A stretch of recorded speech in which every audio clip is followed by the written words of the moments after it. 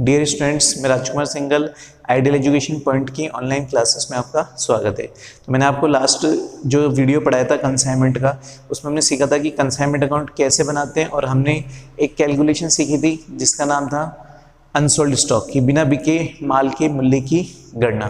तो आज हम उससे रिलेटेड सवाल लेके आए कि हमारे पास जो सवाल है उसमें क्या कह रहा है कि सुंदर हेमंत को 100 पीपे तेल के 500 रुपये प्रति पीपे की दर से प्रेषण पर भेजे।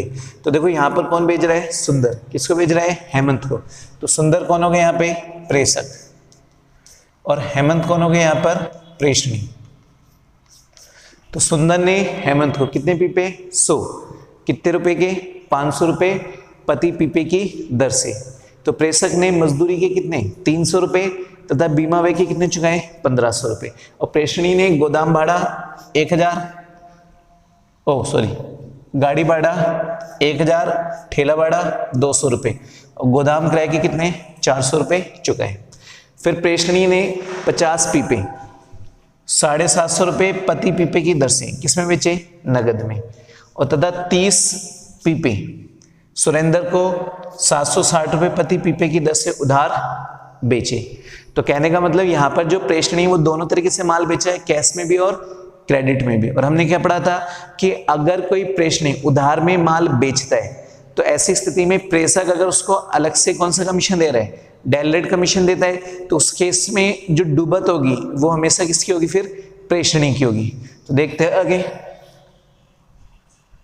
अब इसमें क्या कह रहा है कि विक्रय व्यय के 700 रुपये और प्रेषणी को विक्रय पर कितना प्रतिशत? 5%। सामान्य कमीशन तथा 2%। कौन सा कमीशन? परिशोध। तो यहां पे परिशोध को हम कौन सा कमीशन बोलते हैं? Del credere. तो इसका मतलब यहां पर जो प्रेषक है वो प्रेषणी को दोनों तरीके से कमीशन दे रहा है। एक तो सामान्य कमीशन दे रहा है जो 5% है, और साथ में क्या कर रहा है कि 2% कौन सा कमीशन? परिशोध, जिसको हम क्या बोलते हैं? दूसरा इसका नाम क्या है? डेल क्रेडिट कमीशन, जो किस पर दे रहा है? उधार बिक्री पर दे रहा है। उधार बिक्री का मतलब कि यहां पर प्रेषणी जो भी उधार माल बेचेगा तो उस केस में प्रेषक उसको अलग से कमीशन दे रहा है, डेलेड कमीशन। अब हमें क्या करना है? सुंदर की पुस्तकों में प्रेषण खाता बनाइए तथा बिना बिके स्टॉक का मूल्य ज्ञात कीजिए। और स्टॉक का बाजार मूल्य कितना है? 11000। तो हम देखेंगे कि यहाँ पर स्टॉक की जो मार्केट वैल्यू कितनी है? 11000। और हमने क्या पढ़ा था कि या तो मार्केट वैल्यू या लागत मूल्य जो भी दोनों में से कम होगा वही हम क्या करेंगे? अनसोल्ड स्टॉक का वैल्यू मानेंगे। तो देखते हैं हम। तो यहां पर हम किसकी पुस्तक की बात करें? सुंदर की। तो हम लिखेंगे in the books of Sundas. तो सबसे पहले हम इसमें क्या बनाएंगे? Consignment account.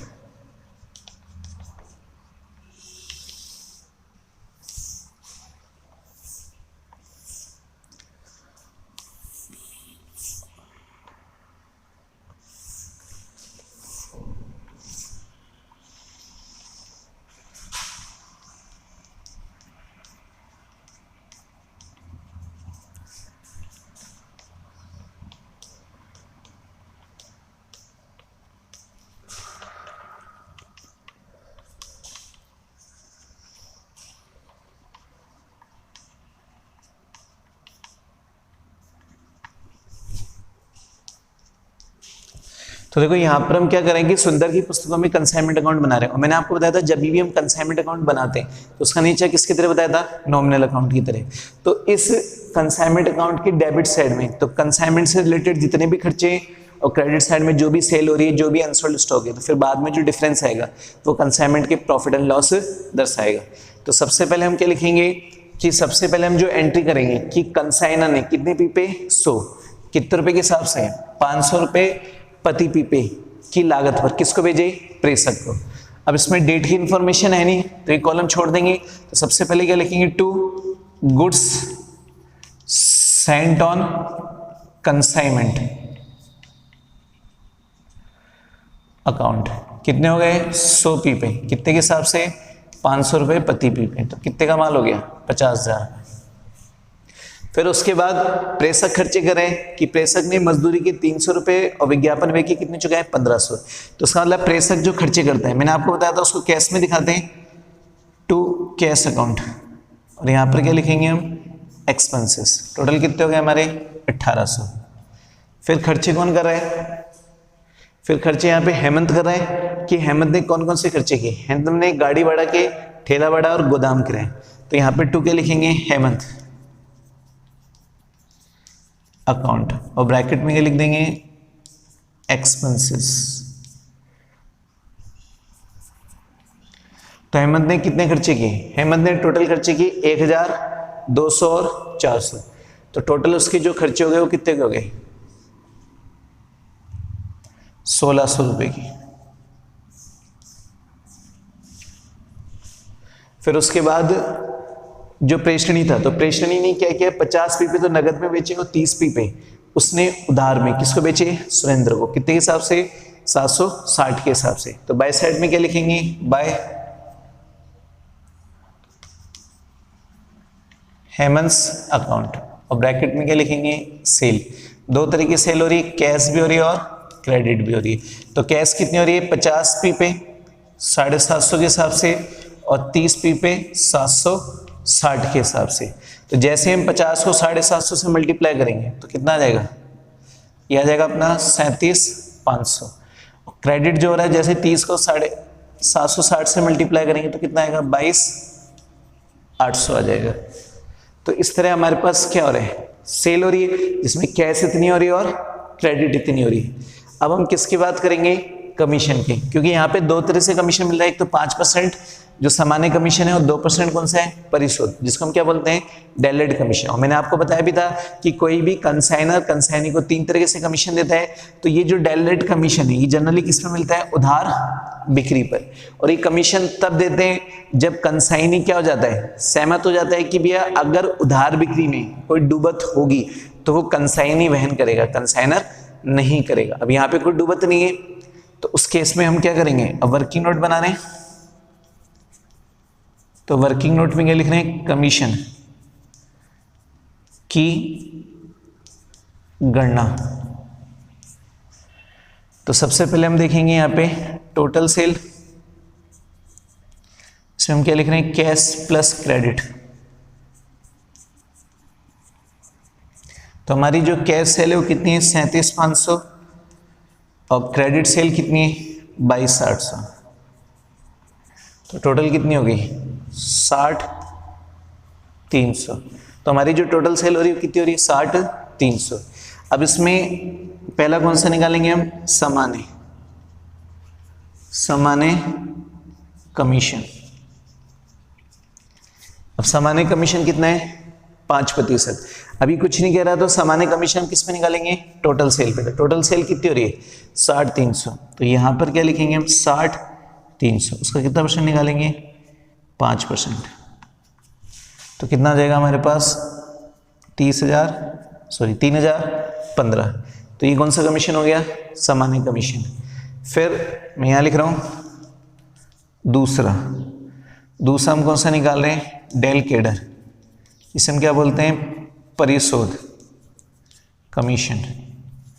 तो जब परिशोध कमीशन निकालेंगे तो हमारी जो उधार सेल हो रही है वो कितनी हो रही है, 30 पीपे बेच रहे हैं हम 760 के हिसाब से।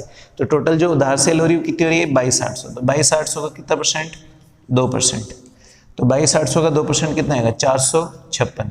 तो उसका मतलब यहाँ पर जो कुल कमीशन है वो कितना हो गया, तो 3,015 प्लस 456 बराबर कितना हो गया, 3,471।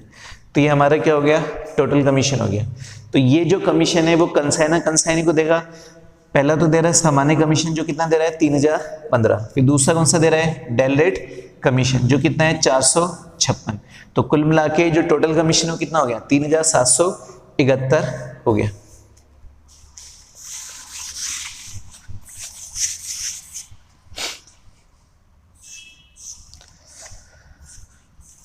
तो यहां पर हम क्या लिखेंगे, मैंने आपको बताया भी था कि यहां पे टू साइड में क्या लिखते हैं, टू हेमंत अकाउंट, और ब्रैकेट में क्या लिखेंगे, कमीशन। तो अभी हमने निकाला था हमारा जो टोटल कमीशन है वो कितना बना था, 3,471, जिसमें जनरल कमीशन और डायरेक्ट कमीशन दोनों आ रहे थे। अब हम जो लास्ट में जो कैलकुलेशन करेंगे बाय साइड में, वो किसके करेंगे? By unsold stock. और मैंने आपको बताया था अनसोल्ड स्टॉक की कैलकुलेशन क्यों करते हैं, क्योंकि यहाँ पर जो प्रेषक था उसने 100 पीपे भेजे, लेकिन प्रेषणी ने जो टोटल पीपे सेल की 50 और 30 80 पीपे के, फिर भी 20 पीपे क्या हो गए? बिना बिके रह गए ना। तो अब बिना बिके रह गए तो उसकी वैल्यू पता होनी चाहिए, तभी हम क्या कर सकते हैं? एक्चुअल प्रॉफिट एंड लॉस की कैलकुलेशन कर सकते हैं। तो मैं यहां बना रहा हूं इसका वर्किंग नोट, इसको वर्किंग नोट में भी लिख सकते हैं या सेकंड कैलकुलेशन। तो हम क्या करेंगे यहां पर? बिना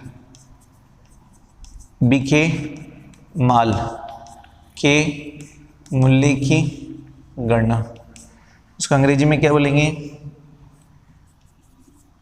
वैल्यू ऑफ अनसोल्ड स्टॉक। तो सबसे पहले हम क्या निकाल रहे हैं यहां पर? Unsold stock. तो हमारे पास 100 पीपे थे जिसमें से 80 बिक गए, तो बचे कितने? 20 पीपे। तो 20 पीपे हमारे पास क्या है? अनसोल्ड है नहीं है। तो यहां पर अब सबसे पहले हम क्या लिखेंगे? तो बिना बिके माल की लागत। तो हमारे पास 20 पीपे थे, एक पीपा कितने का था? 500 का। तो उसका मतलब 20 पीपे की कॉस्ट कितनी होगी? 10,000। प्लस इसमें हम क्या करेंगे? प्रेषक, प्रेषक के अनुपातिक खर्चे। यहां पर हम प्रेषक के कौन से खर्चे ले रहे हैं? अनुपातिक। अनुपातिक क्यों ले रहे हैं? क्योंकि प्रेषक ने जो ये खर्चे किए थे 300 और 1500, टोटल जो 1800 रुपए खर्चे किए थे वो पूरे 100 पीपे पे किए थे, लेकिन हमारे पास कितना पीपा बिना बिके रह गया? तो 20। तो इसलिए हम क्या करेंगे कि 20 पीपे के ही खर्चे लेंगे। तो यहाँ पर टोटल जो 1800 का खर्चा हो रहा था तो कितने पीपे पर था? 100। तो 20 पीपे पे जो खर्चा होगा वो कितने होगा? 360 का। प्लस प्रेषणी, प्रेषणी के प्रत्यक्ष अनुपातिक खर्चे। यहां पर हम कौन से ले रहे हैं? प्रत्यक्ष। प्रत्यक्ष का मतलब डायरेक्ट, क्योंकि प्रेषणी ने क्या किया? गाड़ी भाड़ा के 1000, ठेला भाड़ा के 200, गोदाम किराए के कितने चुकाए? 400, और साथ में विक्रय में कितना चुका रही है? 700 रुपए चाहिए। यहां गड़बड़ हो गई।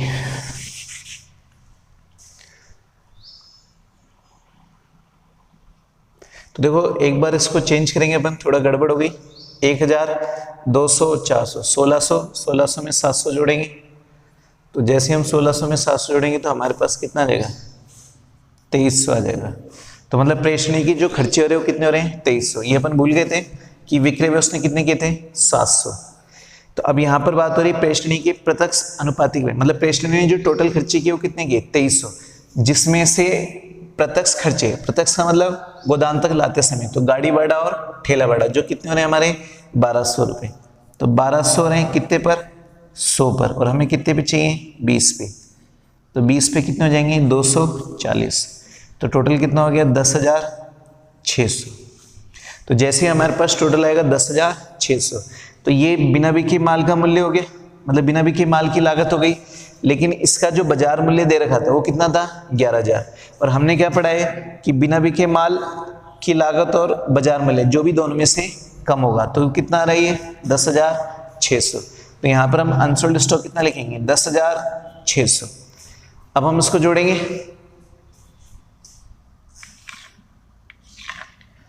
तो जैसे अगर हम इसका टोटल लगाते हैं तो 8 और 6 14, 14 और 5 कितने हो गए? 9, 7 9, 10 की 0, 5 6 और 1 7, ये हो गया अपने 70,900। तो यहाँ पर भी हम इसका टोटल लगाएंगे तो कितना आ रहा है? 70,900 आ रहा है। अब हम इसको जोड़ रहे हैं तो यहाँ पर क्या लिख देंगे? टू P&L अकाउंट और ब्रैकेट में क्या लिख देंगे? प्रॉफिट। तो जैसे ही हम प्रॉफिट लिखेंगे तो हमारे पास कितना आ रहा है? इसको जोड़ेंगे 1, तो 10 में से 1 गया तो कितने बचेंगे? 9। फिर 7, 9 में से 1 गया तो कितने बच रहे हैं? 2। तो इस तरह हमारे पास 13,329 रुपये का क्या जाएगा? प्रॉफिट हो जाएगा। तो इस तरह हम क्या करते हैं? कंसाइनमेंट अकाउंट की कैलकुलेशन करते हैं। कुछ भी नहीं था, बस आपको ये देखना था कि सबसे पहले क्या हो रहा है कि सबसे पहले जो प्रेषक है वो प्रेषणी को माल भेज रहा है, और प्रेषक जब माल बेचता है तो कुछ खर्चे करते हैं। जैसे उसने खर्चे किए कि रास्ते में उसने गाड़ी भाड़ा की चुका है, बीमा व्यय की चुका है, तो प्रेषक के जो खर्चे थे वो कितने थे? 1800। प्रेषणी के जो खर्चे वो कितने? 2300। तो यहाँ पर हम प्रेषणी के दोनों खर्चे लेते हैं, चाहे वो प्रत्यक्ष नेचर के चाहे अप्रत्यक्ष हो, तो दोनों के कितने हो गए? 2300। फिर यहाँ पर प्रेषणी को जो कमीशन मिल रहा है, तो प्रेषणी को कमीशन 2 तरीके से मिल रहा था। एक तो जनरल कमीशन जिसे हम बोल रहे थे सामान्य कमीशन, और दूसरा कौन सा मिल रहा था? परिशोध। तो दोनों कमीशन की जब हमने कैलकुलेशन की तो प्रेषणी को टोटल कमीशन कितना मिला है? 3,771 रुपये। फिर उसके बाद इन्होंने जो माल बेचा तो कैश में भी बेचा और क्रेडिट में। फिर हमने किसकी कैलकुलेशन की? अनसोल्ड स्टॉक की। तो हमने जब अनसोल्ड स्टॉक निकाली तो उसकी जो कॉस्ट आई अनसोल्ड स्टॉक की वो कितनी आ रही? 10,600, और इसकी जो मार्केट वैल्यू थी वो कितनी थी? 11,000। अब दोनों में से जो कम होगा, दोनों में से जो कम होगा, तो दोनों में से कम कितना आ रहा है? 10,600 आ रहा है। तो इसकी कैलकुलेशन में किस करना सिखाया था? 10,600 कैसे निकालेंगे? फिर बाद में जब हमने इसका टोटल किया तो 70,000 कितना आ गया? 900, और 70,900। अब जैसे इनको घटा रहे हैं तो जो डिफरेंस आ रहा है 13,329 का, तो वो हमारे किसको बता रहे हैं? प्रॉफिट को बता रहे हैं कि कंसाइनमेंट में हम इतने रुपए का प्रॉफिट कमा रहे हैं। ठीक है।